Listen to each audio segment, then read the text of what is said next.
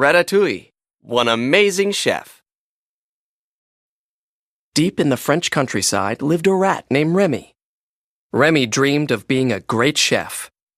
He often sneaked into the living room of the old woman who owned the house to watch his idol, Chef Auguste Gusteau, on TV.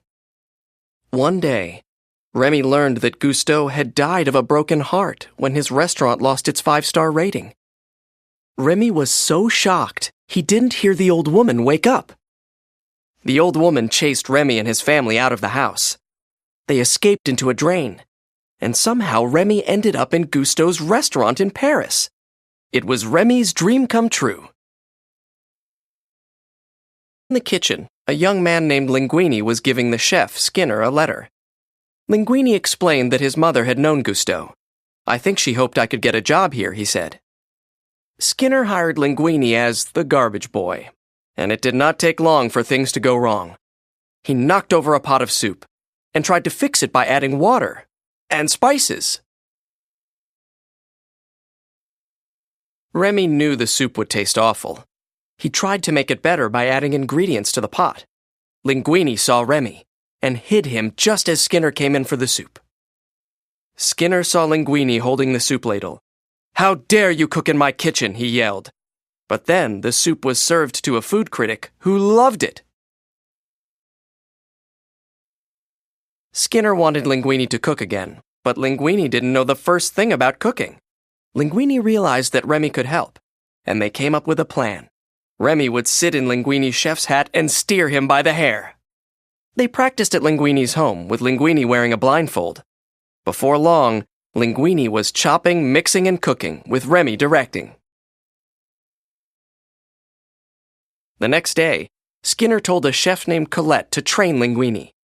She gave him tips on grating, peeling, dicing, and slicing. "Thank you for all the advice," Linguini said. "Thank you for taking it," Colette replied. Soon customers were asking for more of the dishes that Linguini made with Remy's help. Meanwhile, Skinner read the letter from Linguini's mother.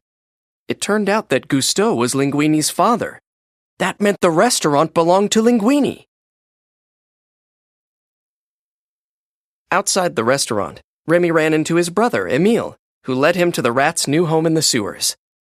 The other rats seemed happy, but Remy knew he couldn't stay. He had a job with humans, he explained. Remy's father was upset. He thought humans were rats' enemies.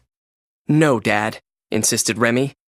He went back to Gusteau's, determined to prove that rats and humans could get along. Back at the restaurant, Remy found the letter from Linguini's mother and Gusteau's will. Remy realized that Linguini owned the restaurant and just didn't know it. Just then, Skinner arrived. Terrified, Remy grabbed both pieces of paper in his mouth and ran. "No!" yelled Skinner. He wanted the restaurant for himself. He chased Remy out and to the river. The selfish chef couldn't let the rat escape.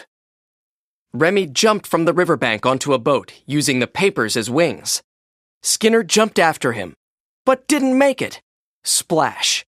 The angry man fell into the water and watched Remy get away.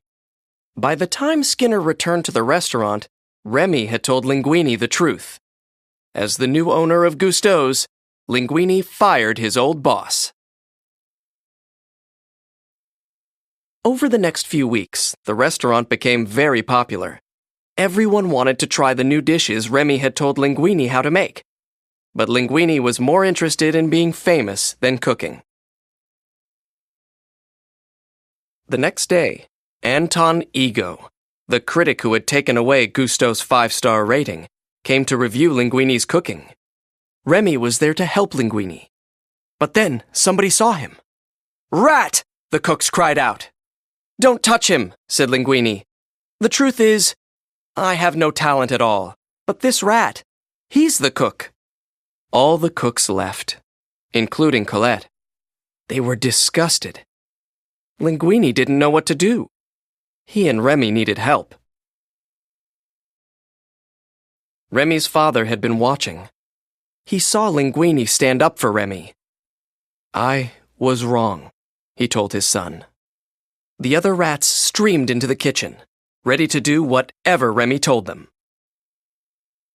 This time, Remy was the chef, and Linguini acted as waiter.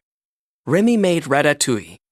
The delicious dish brought back memories from Ego's childhood. And the next morning, he gave the restaurant a 5-star review. Unfortunately, the health inspector closed down Gusto's, but Linguini soon opened a new bistro called La Ratatouille, with a hidden dining room just for rats. Remy was a real chef at last.